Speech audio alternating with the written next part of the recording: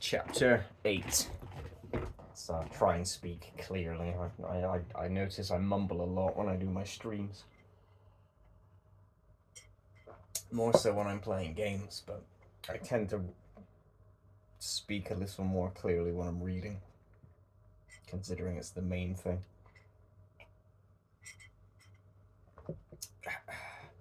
Chapter 8, A Song for Chosun. That's the regional area I think they come from.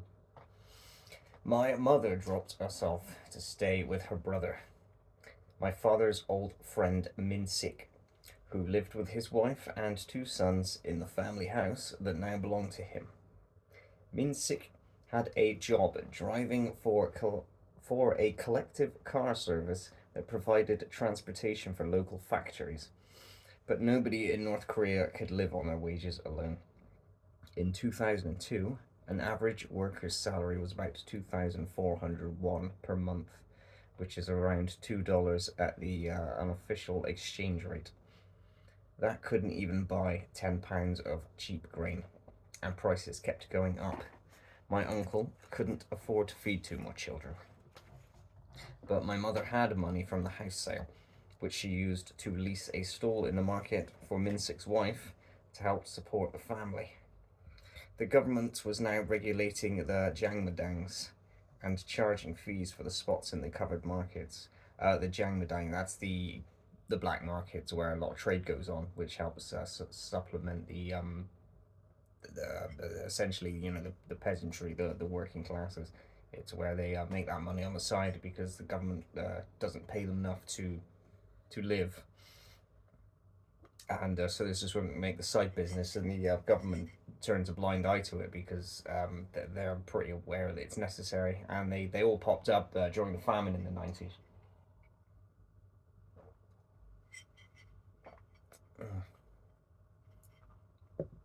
I think because they're, like you say, regulated. Some of the money obviously from them goes to the government because they will regulate in the terms of sending peacekeepers there, and so it's protection money essentially.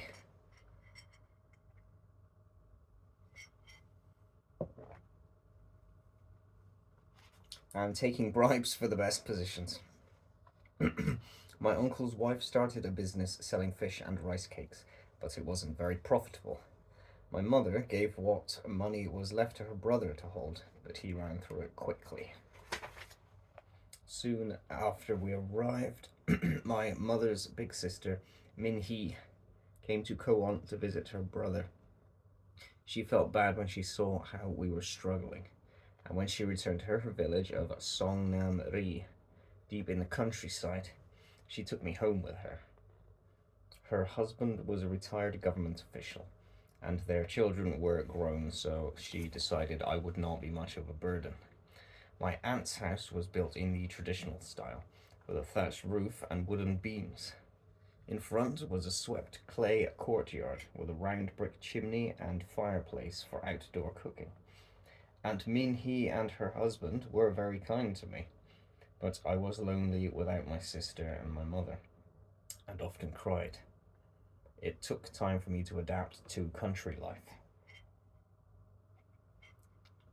There was rarely electricity in the village, so nobody relied on it, and they lived as they had before the technology even existed.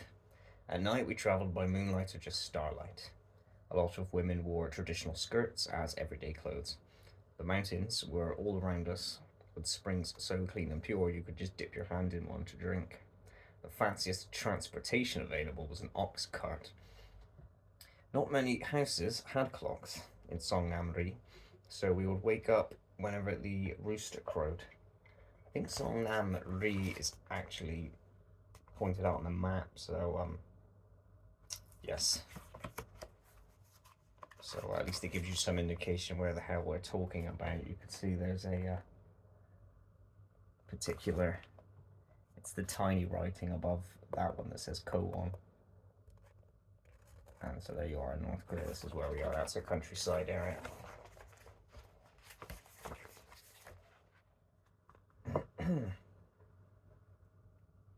Where was I? Oh yeah, the clocks. We would wake up whenever the rooster crowed. Most of the time the roosters were very accurate, but sometimes they were not. So many people's schedules were messed up when the roosters failed to crow. My aunt had lots of chickens, and it was my job to watch the hens lay their eggs and to make sure the other chickens didn't eat them and that nobody came by to steal them. I also had other work washing dishes and hauling wood from the forest, but I didn't mind at all. Besides, I wasn't weak from hunger anymore. In fact, I had starved for so long that I couldn't stop eating. I was like a baby bird. Whenever I opened my eyes, my mouth opened at the same time. And whenever I closed my eyes, my mouth closed too.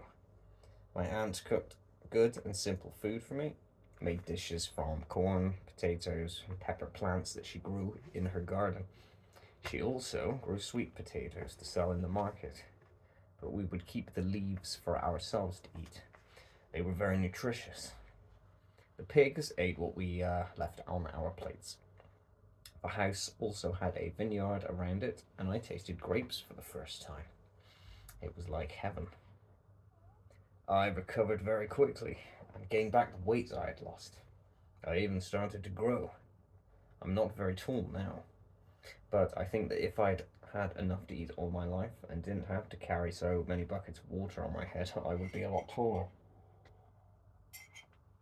My aunt's grown daughter was a doctor who went to medical school in Hamhung. While I was living with my aunt, my cousin was practicing obstetrics. Pronounce that correctly? Obstetrics. I have no idea what that means. And gynecology at Songnam Rees Hospital. She was also engaged to a local policeman in an arranged marriage. I liked him because he brought home videos to watch that the police had confiscated in raids.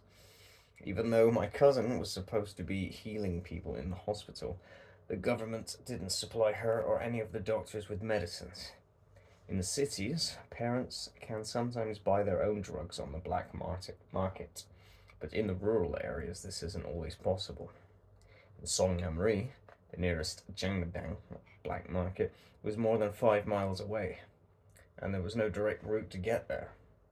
People had to walk over a mountain and across a river and a stream. Even the ox carts couldn't make it all the way. This left so many people helpless in an emergency situation. The government encouraged everyone to be resourceful, even doctors. As part of the Juche policy of self-reliance, I believe Juche actually just translates to self-reliance. So the doctors would make their own traditional medicines to have on hand.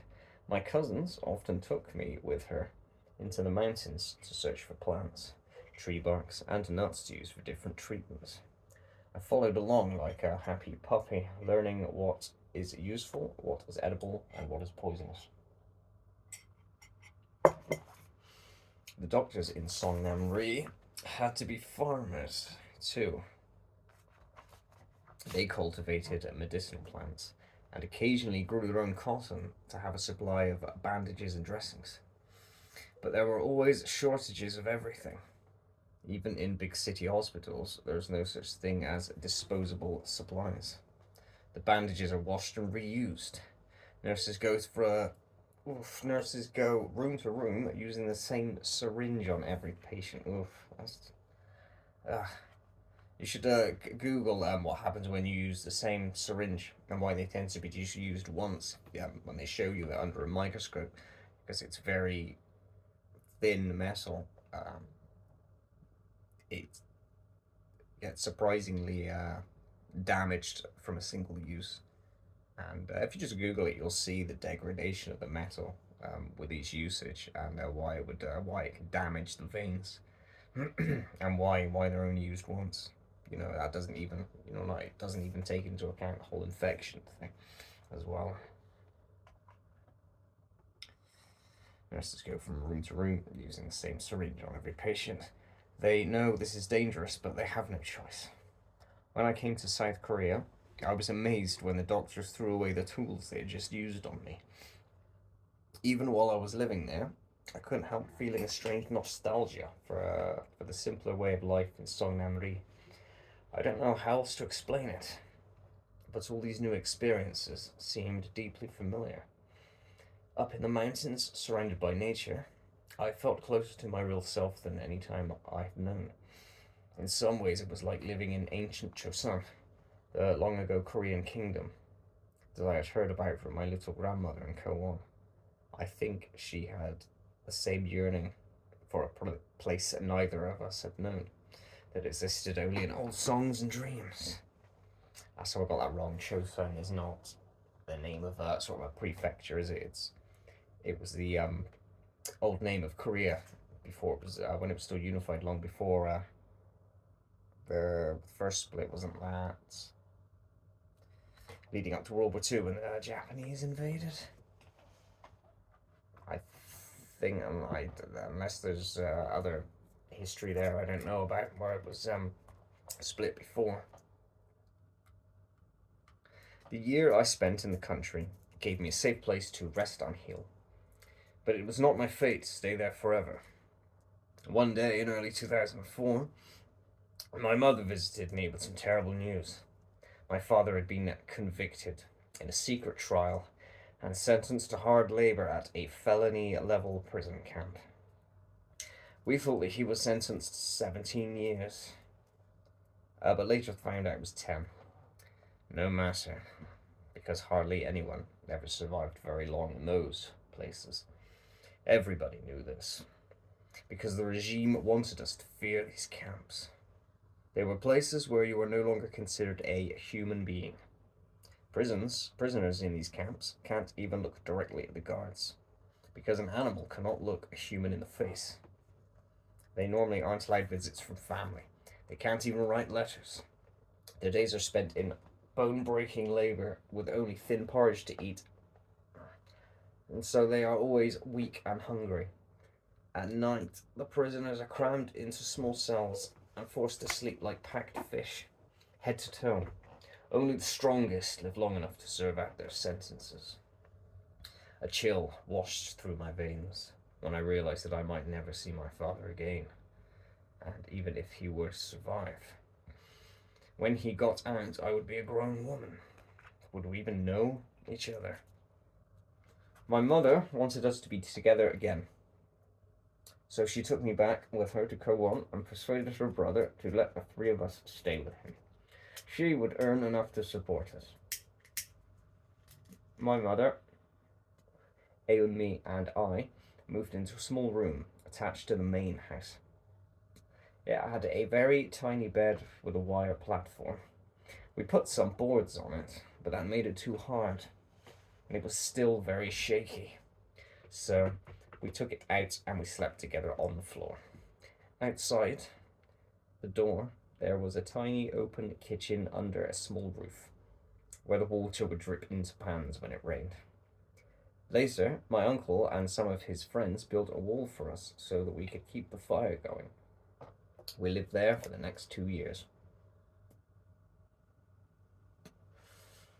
Kowon was a much smaller city than Hyesan, and the people were much friendlier. There also seemed to be fewer thieves. Hyesan suffered a lot from crime once the economy collapsed, and we had to hide our property behind locked doors. We dried our clothes inside the house, because anything we left on the line would be taken. People would take everything, even your dogs. In North Korea, people have dogs for 2 reasons. One is for keeping your home safe, and the other is for food. As in many places in Asia, dog meat is a delicacy where I grew up. Although I have loved dogs too much to want to eat them, our dog had to be chained outside during the day and locked in the house at night, or someone would steal them to sell or cook them for dinner.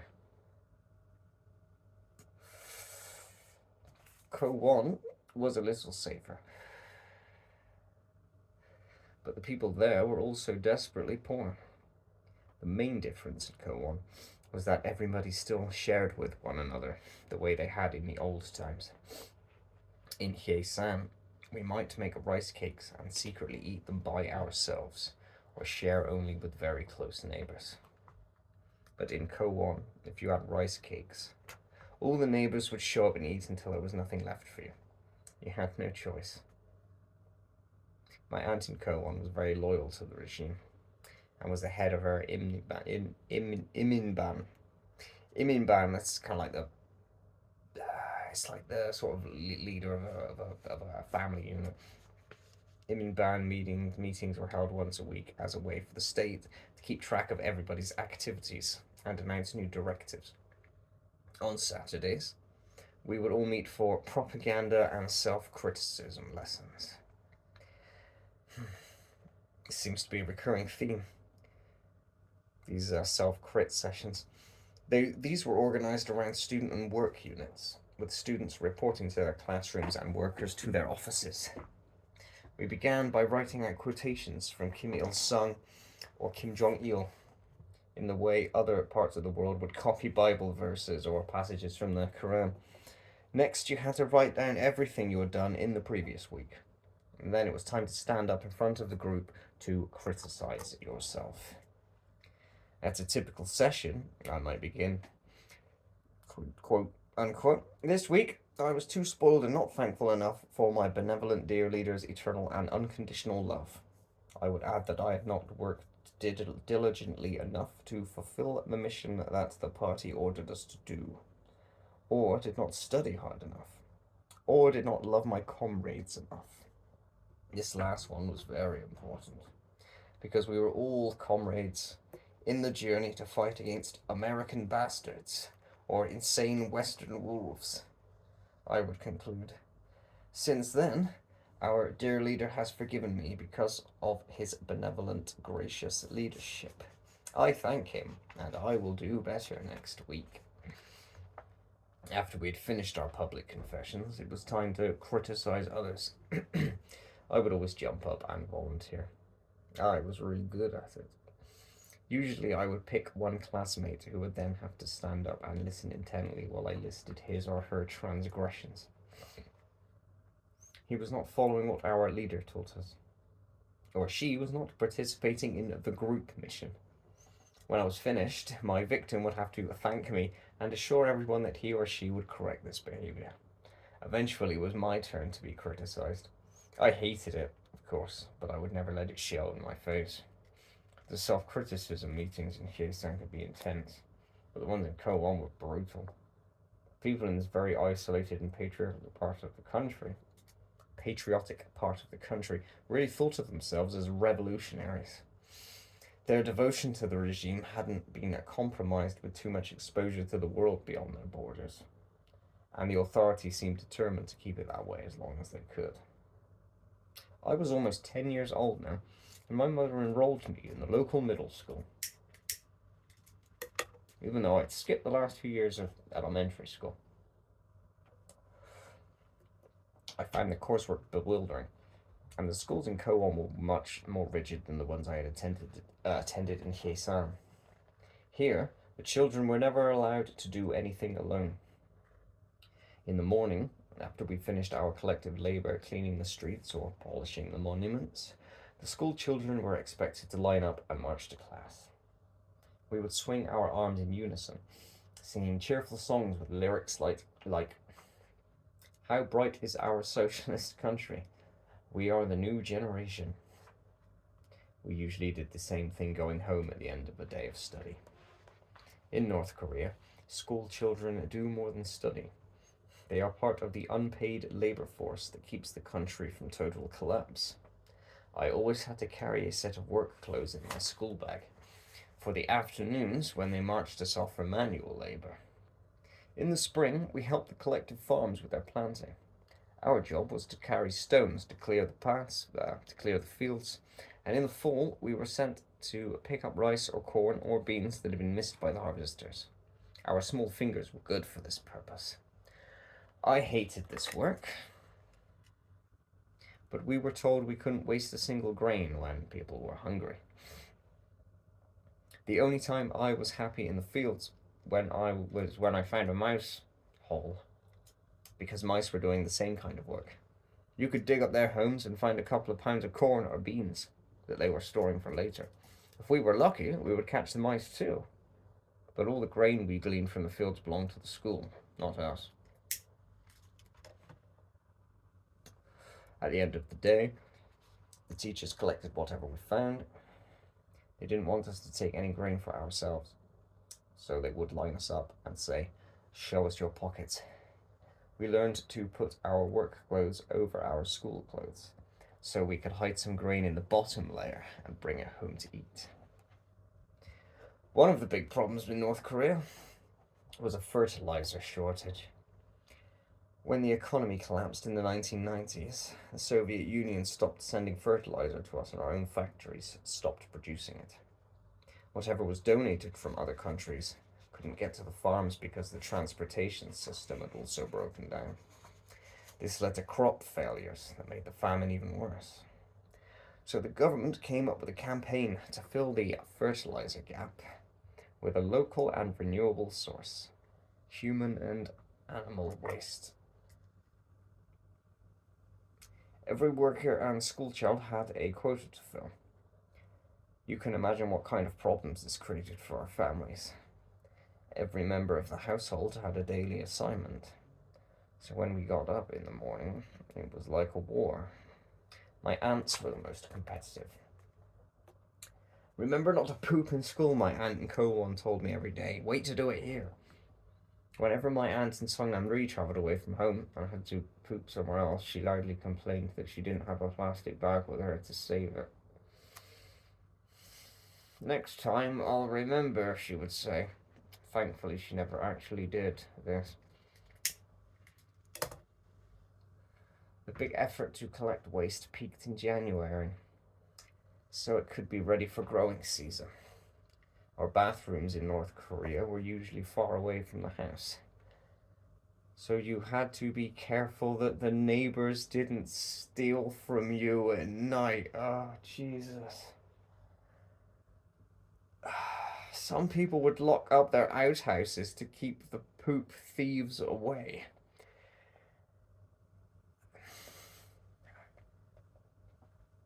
Oh, fucking hell, man. I'm living in an air-conditioned room.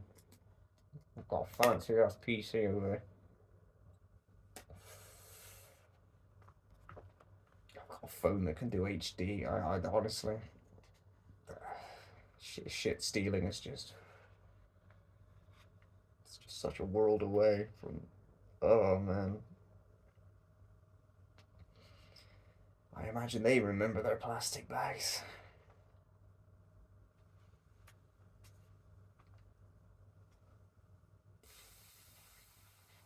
At school, the teachers would send us out into the streets to find poop and carry it back to class. So if we saw a dog pooping in the street, it was like gold. My uncle in Kowon had a big dog who made a big shit. Everyone in the family would fight over it. This is not something you see every day in the West. You know, you're fucking right, it's not. Oh, God.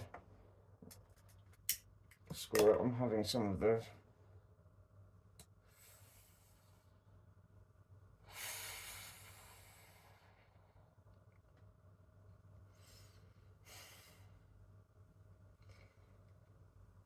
Oh, thank God, I think we're changing subject. My mother worked all kinds of jobs in Kowon. She did facial massages and eyebrow tattoos for women. She bought and sold video cassettes and televisions on the black market. It still wasn't enough to keep us fed with rice.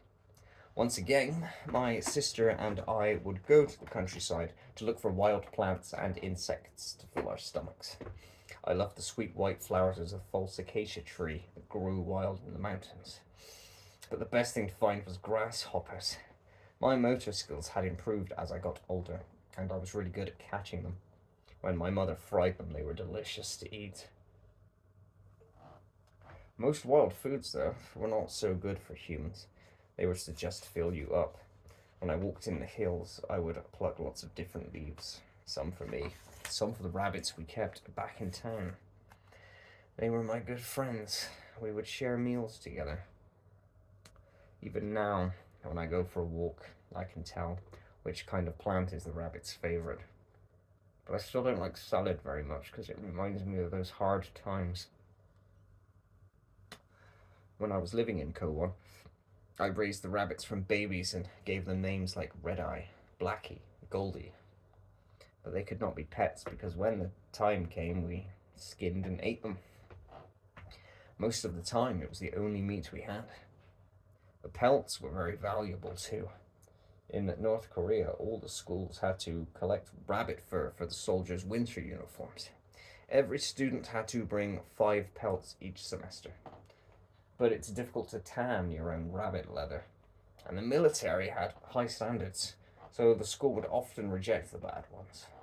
The only way to be sure you could fill your quota was to buy expertly tanned skins in the black market at Jangmadang.